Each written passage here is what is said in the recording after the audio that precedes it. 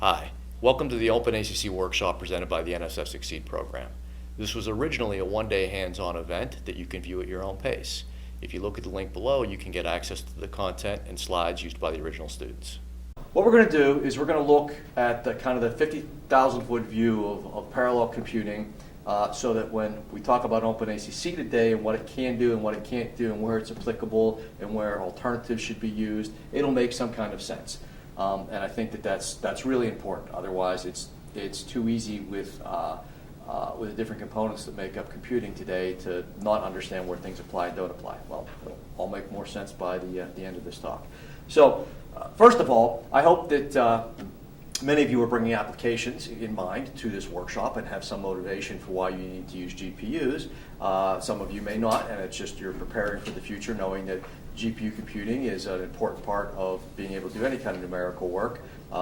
This stuff is now on, again, every laptop, every workstation, if you're running CAD programs, things like that. But the driver for this stuff is actually very large supercomputing-based community that's typically doing things where no matter how much computing power they have, they always want more. A good example of this is looking at climate change analyses, for example. You're trying to do what is essentially fluid dynamics problem. You're trying to understand how the atmosphere and its components interact also with the ocean. And you're trying to do what looks like weather forecasting. And weather forecasting in and of itself is a very challenging problem, one that has achieved great success over the past couple of decades, primarily due to parallel computing. But you're trying to do weather forecasting over scales of decades and over not just your state or your region of the country, but the entire globe. And so it's a good example of a problem that the bounds of it are obviously enormous. The computing requirements are obviously huge. And we can see with this problem in particular, we can see how great progress has been made with parallel computing, with heterogeneous and GPU accelerated computing these days, from one generation to the next. For example, here is a very quick picture of, I'm just going to quickly touch on a couple applications to give you an idea of, again, these motivating cases at the top levels, the fastest machines in the world, because this is the technology and the approaches that filter down to us. Here's an example of climate modeling done at a 200-kilometer scale on the top here.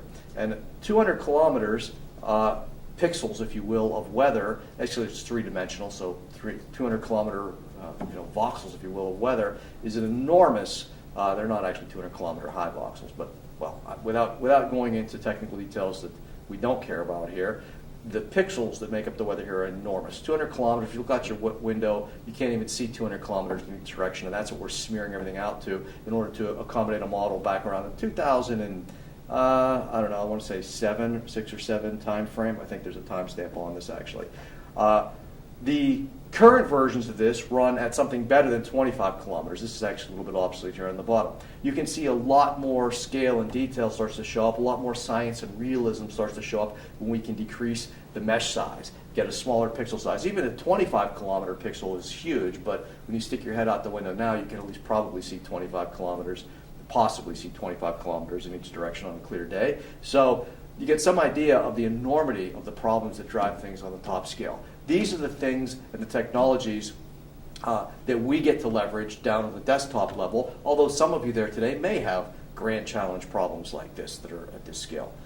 Another example, one that's a little bit more accessible in terms of its human scale, is combustion simulations, where we might be modeling combustion in a piston or in a turbine generator. However, they turn out to be equally challenging because the pixel sizes that you want there are no longer kilometers. Now they're micrometers. Chemistry happens on a very small scale. So you want to be able to model things on a very, very small scale and at the same time be able to accommodate the fact that chemistry, a lot of interesting chemistry is happening, species of chemicals are changing from one to another, thermodynamics is very challenging, and most importantly, it's all turbulent. This is very nonlinear kind of behavior that means you can't have a small enough mesh to accommodate it. So it's a very important problem as well. Climate modeling is obviously important, but so is making cars run more efficiently and pollute less, making the electricity generation turbines that you run, making them 1% more efficient has ridiculous economic consequences. So these kind of simulations are run at the very largest level. Another one, just to give you one that's completely different direction, is brain simulation. These days, the brain projects that are happening in Europe and the United States are of great interest because we're at the point now where our machines are large enough that we can actually begin to approximate simulating real brains of interest. As a matter of fact, we're somewhere in this gap right here between monkey and human brains in terms of how many synapses and neurons we can simulate. So these are the kind of problems that drive the technology to give us OpenACC. That's the community it comes from, as well as MPI and some other things we'll talk about. So that's the motivators. Those are the drivers, and those are the places where you can look if you want to see if what you're learning today is actually really relevant. Is it going to stay relevant in 10 years? These people are using those technologies right now. They're as I'll talk about, they are the only ways to achieve scalability and get performance on these big supercomputers. So you don't have to worry that what you're learning today is faddish or trendy and is going to be supplanted by something else. Instead, these are the anchors for doing computing at large scale. So why is parallel computing necessary at all? Why are the things we're going to learn today involve thinking in parallel? This is slightly less convenient than us just writing serial code and just saying run on a faster machine. Why aren't supercomputers just really fast machines at running your serial code? And indeed, that was what supercomputers were for a good part of their early development, just a machine that would take your serial code and run it 100 times faster than your desktop machine. So why isn't that the case anymore? Why are these large parallel machines different types of beasts that are made up of thousands or tens of thousands or these days millions of nodes? And the answer is, well, I won't give you the answer, but I'll give you the proof that is the case. The proof that is the case, that serial computing is kind of dead in terms of getting high performance, in terms of being anything that's able to effectively use hardware, even the hardware in something like your desktop machine. The proof that this is dead can be seen in benchmarks, like in this case here we've got SpecIt. It's a benchmark. There are lots of benchmarks out there. Pick your favorite. They'll all show the same behavior, that over the years, over the decades, and we could run this graph all the way back to the 50s, over the decades, computers got faster and faster at running your serial code. Sometime around the year 2004, and we'll see a few more graphs like this, we'll see the consequences of this, somewhere around the year 2004, serial computing kind of plateaued and ceased to get faster from year to year to any significant degree, at least nowhere near the extent that it was previously. Serial computing for the past decade plus has been stuck at roughly the same levels of performance. You can see this most obviously if you look at the clock speeds of the computers that you buy today. They're a couple gigahertz plus or minus. If you go and buy a PC or a high-end workstation, if you build your own or if you buy a laptop, these days your clock speed, the speed with which that processor runs, is going to be, again, a couple gigahertz plus or minus. If it's some power-conserving device, it might run close to gigahertz. If it's some fast, high-end workstation, it's somewhere over 3 gigahertz. But at any rate, it's a couple gigahertz. That wasn't true for decades here. It was always the case that clock speeds doubled every couple of years. Every 18 months or so, as a matter of fact, clock speeds doubled. So what has happened that's caused this plateau? How does this involve you as programmers? How is this related to OpenACC? Well, to start to answer that question, it's not that Moore's law is dead.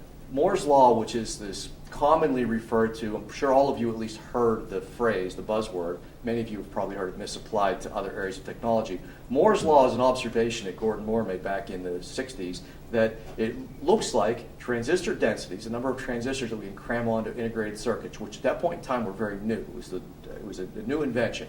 The transistor densities were doubling about every 18 months or so.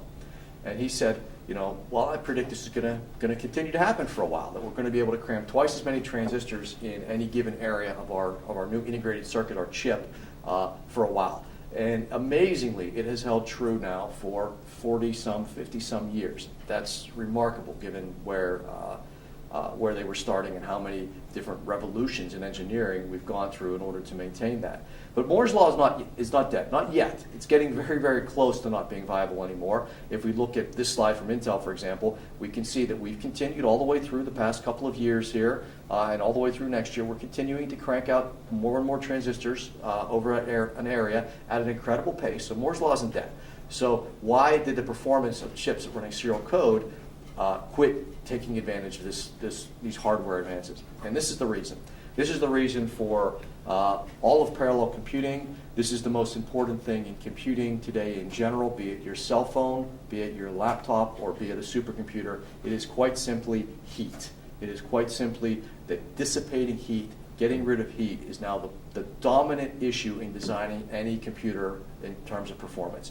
And to give you some perspective on how impressive it is that we've reached the level we are today, here is the watts per square centimeter dissipated by chips over the past couple of decades or more here.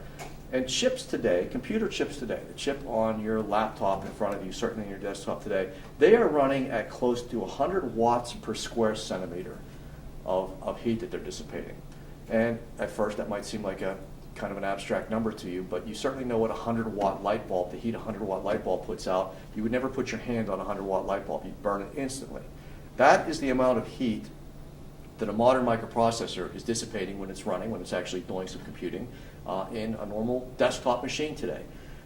That is an absurd amount of heat to try to dissipate without doing something really exotic like liquid cooling, which is indeed how supercomputers in the past operated. So we are really, really running chips today hotter than a hot plate. That's actually hotter than a hot plate. Hot plates don't do 100 watts per square centimeter. We're running computer chips today hotter than a hot plate. We're getting up close to, very near, the temperatures that we run nuclear reactors at. However, you'll notice that this graph has kind of plateaued as well, right around the year 2004, 2005.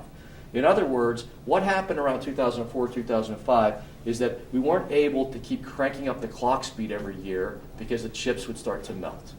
And so indeed, here's the clock speeds. As I mentioned, clock speed is probably the crudest way for you to understand how fast your serial code is going to run. Your Python script or your 40-year-old Fortran code, how fast is it going to run just in serial mode? Clock speed's a fair indicator of what kind of improvements you're getting. And again, clock speeds plateaued right around 2004. Around the same time, the temperatures hit this peak of around 100 watts per square centimeter. So it actually turns out that the reason that we are all here today being parallel programmers is because we don't have the alternative of being serial programmers and just hoping that our computers will run our serial code faster, because the chips will melt if we run them any faster. Liquid cooling, or doing something exotic to deal with the heat problem, is an option, and in the past it was indeed the way that supercomputers were constructed. Here's a picture of a Cray from the 80s. This thing in the foreground right here is the cooling tower. And there was floor inert that bubbled through. This looked like a fountain when the thing ran, and that was what was used to cool the machine. Well, cooling supercomputers is barely viable. As a matter of fact, it's not really even an attractive option today. People don't like to do liquid cooling if they can avoid it, and most of your really, really huge machines today are instead air-cooled with extremely serious air cooling setups, but still air-cooled. On the other hand, liquid cooling your desktop or your laptop or your cell phone is not an option. And so instead, parallel computing became the end run around the laws of physics here. That said, if we can't keep cranking up the clock speed, but we've got these more transistors to work with every year, because Moore's law didn't end, we kept getting more and more transistors every year. What if instead of having one core, what if instead one processor, what if instead we went to a couple of processors and we'll figure out how to parallel program them later, but we'll at least have twice as much computing power at the same clock speed. And indeed, that's the math that started parallel computing. So right around that time is when the transition happened on the desktop in the whole world, everywhere. It's when people started to say, hey, if we're going to make cell phones, we better have 2 or 3 cores in them. So today your cell phone has multiple cores in it in response to this issue. And the math that was done was basically looked kind of like this. Here's a orders of magnitude kind of math here. It said if we have a single core and it has whatever area and we're running it at whatever voltage, probably 5 volts, and we're running it at a gigahertz, and it takes 100 watts to run, and we get however many flops of performance out of it. What if we instead had 2 cores, but in order not to have the heat dissipation, because we've got 2 cores now, we've got to cool them both. What if, to keep the heat dissipation the same, what if we reduce the voltage by a little bit, 15%, reduce the clock rate by a little bit? Then we're going to have the same amount of power because of the way power scales. But we're going to have about 1.8 times the performance we used to have. This math right here is exactly what drives parallel computing. It drives all computer design today because everything today has multiple cores in it. Your Xbox or your PlayStation has multiple cores. They all have 3 cores in them. Your cell phone has multiple cores. If you look at how Apple and Samsung are battling it out right now, one of the specs that they'll talk about with each other is how many ARM cores do they have in their phones to make things run smoothly. So everybody's gone to multiple cores, and this is the reason here, is that with multiple cores, you can throttle you back a little bit. You can keep the clock speed stuck at a couple gigahertz, but get more and more performance by adding more and more cores. That's parallel computing. This is the reason that we're all doing parallel computing. This is the reason that you can't avoid it if you want to make your video game run as fast as possible on an iPhone, if you want to make an Xbox game these days, or if you want to run your numerical climate modeling simulation on a supercomputer. Parallel computing is a must. So, parallel computing itself is all about taking advantage of these multiple cores. So it's understanding when things can be distributed in parallel and when they can't. The classic problem that goes all the way back to the Mythical Man Month, a book that Brooks wrote back in the early 70s, which captured a lot of the things that drive parallel. If you're a software design aficionado, you've certainly read this book. It's the classic in the field. And Brooks observed that one woman can make a baby in 9 months. Does that mean that 9 women can make a baby in 1 month? No, that's absurd. On the other hand, 9 women can make 9 babies in 9 months. So you can do things in parallel effectively, but you have to know how you could do them in parallel. You can't just cram everything faster. You can't take any algorithm and just make it work automatically faster on multiple cores. You have to instead understand when you can and when you can't, and how you can do things in parallel. So let me go back to a more scientific model here, which is a weather model. As I mentioned to you, weather modeling has been done really successfully over the past 3 or 4 decades. The weather models have gotten much, much better to the point where predictions today for important life-saving stuff like hurricanes and whatnot are much better than they used to be. That's because weather models today run on much more powerful parallel computing platforms than they did back in the 70s. But your weather model back in the 70s probably looked like this. It looked like you took a weather map, you broke it up into a grid, and you threw a CPU at it. Maybe a supercomputing CPU at the time, the fastest CPU that you could buy from Cray, basically, but you threw a CPU at it. And it went over this grid, and it did its math operations over the grid, and that gave you your next step in time. It did its operations about fluid flow, again, velocity, the wind direction, temperatures, pressures, humidities, and it did all its calculations on each element based on its neighbors, and then it went over the grid again and advanced forward in time 1 more minute, and then went over the grid again and advanced forward in time 1 more minute, and eventually you get your weather forecast a couple hours into the future. And that's how your classic serial weather model worked. Well, instead, it would be nice if we could do this faster by doing it in parallel. And it so happens a guy named Richardson, back in 1917, came up with a way to do weather modeling in parallel. And the year 1917 should certainly intrigue you because this predates any kind of digital computing and any kind of effective computing, mechanical even computing. And so you might wonder, why is a guy in 1917 worried about doing things in parallel? Well, because he envisioned that if we had a bunch of meteorologists scattered about the land, that they might be able to do a more effective weather forecast if each one of them went and got on their telegraph and communicated with their neighbor and said, hey, what kind of weather do you have looking out your window right now? Because I'm going to put that in my weather model that in the future, coming from the west here, I could expect this kind of front. And I will tell you to the east that you can expect this kind of weather coming from me. And we can all do our calculation on paper, figure out what the weather's going to look like an hour from now. And once we've figured out what the weather looks like from an hour from now, let's call each other up again and say, hey, an hour from now, this is what you're going to be getting from me. And what am I going to be getting from you an hour from now? And so we could advance through time by just communicating with our nearest neighbors only. So if a neighbor was over here somewhere, you'd eventually find out what his weather was as it propagated through your communications here. But all you needed to do was get on the telegraph to your nearest neighbor, and you could exchange information, and you could compute the forecast into the future. Well, this is hopelessly naive, as it turns out, because weather modeling and fluid flow problems like this have this, again, this chaotic nonlinear nature to them. So today we realize that you need incredibly fine grids. They take ridiculous computing intensity. You're not going to do it with pen and paper. However, the algorithm itself is sound. So today, if we were to run this on a machine like the National Weather Service does, let's say that they had a machine with 4 cores. And indeed, this would be a workstation like they might very well have had in, I'll say 4 cores, actually would be like a 70s, 80s kind of technology. But it might be something that you run on your laptop with 4 cores if you wanted to run a toy weather map, compare yourself to the National Weather Service or whatnot.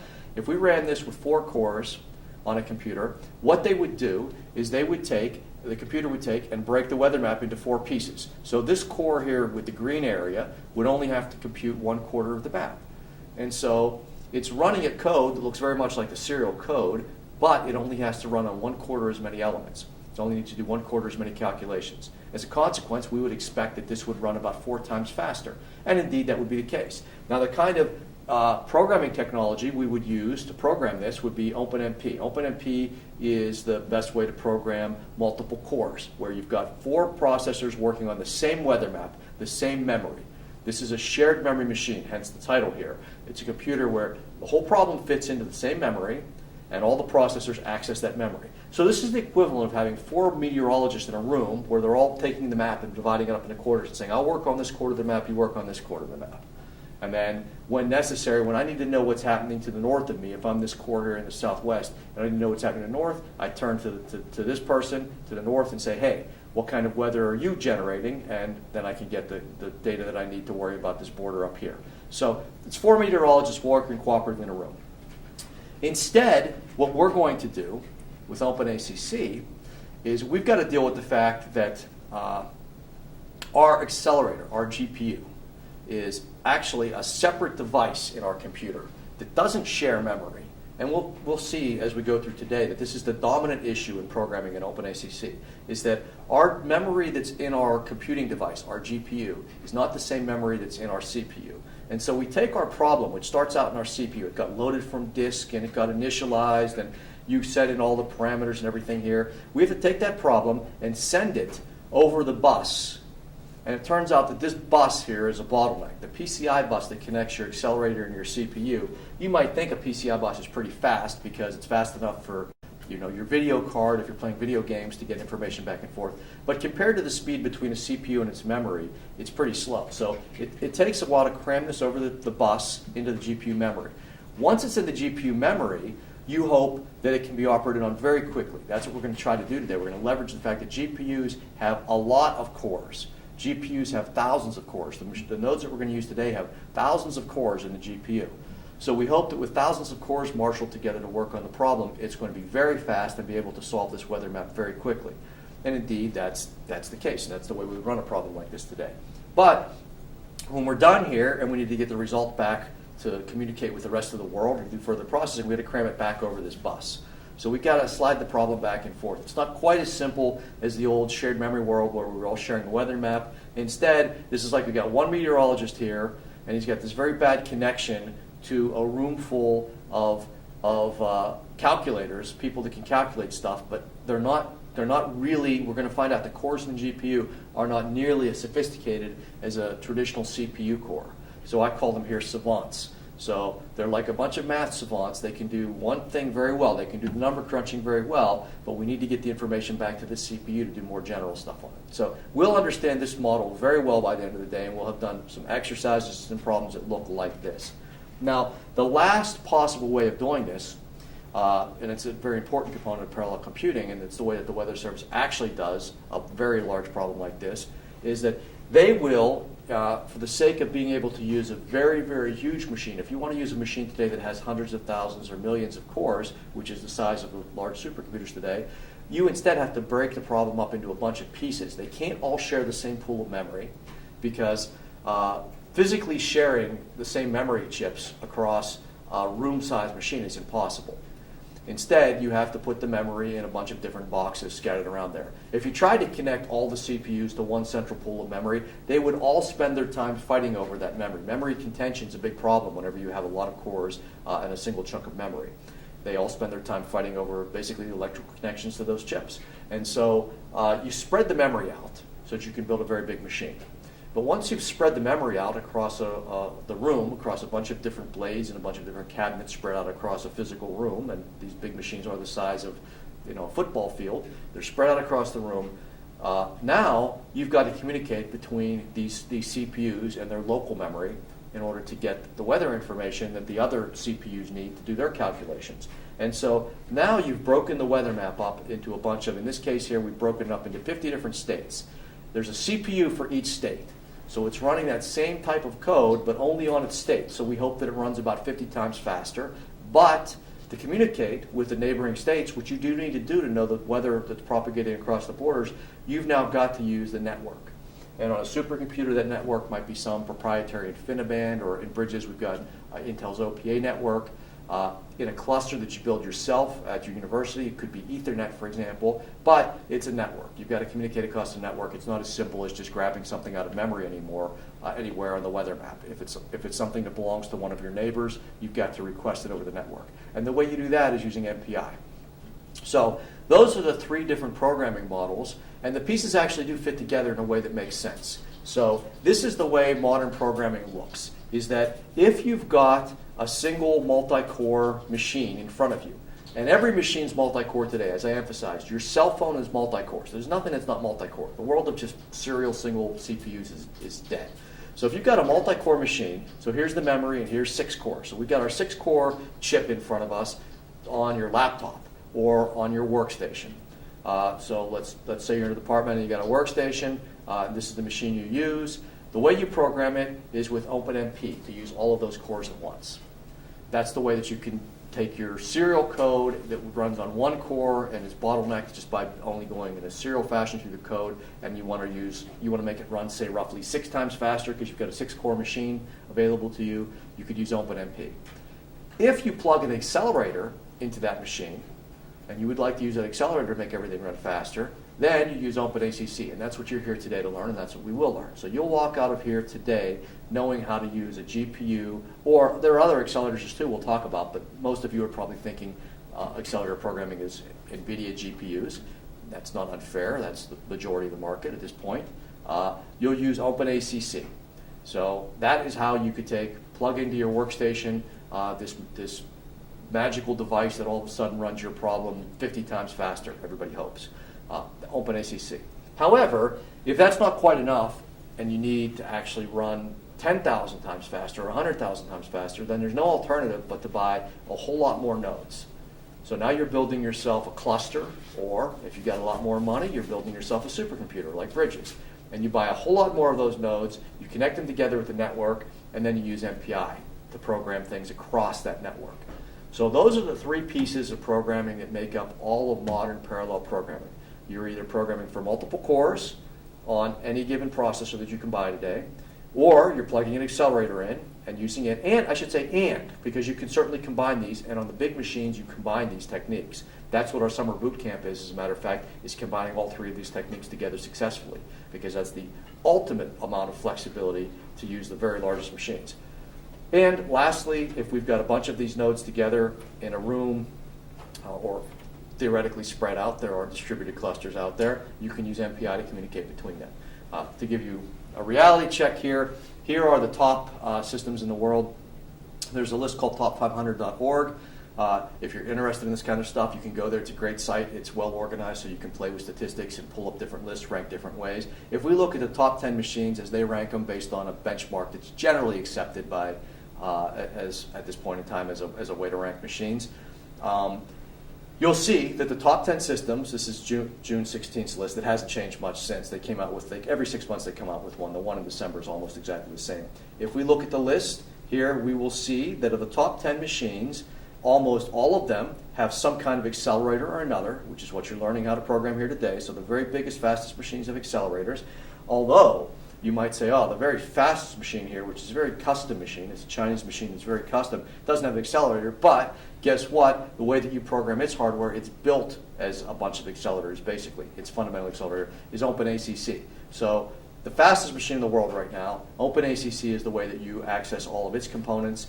The other machines on the top of the list all have accelerators, which means you program them the same way. And there are a few exceptions here, though. For example, the IBM Blue Gene series does not have accelerators in it. However, that is also the end of the line for the Blue Gene series of computers. So the top 10 list, and certainly the top 100 and top 500 computers over the past decade, have been very, very much invaded by accelerators, GPUs mostly, NVIDIA GPUs. And that's what you're here to learn.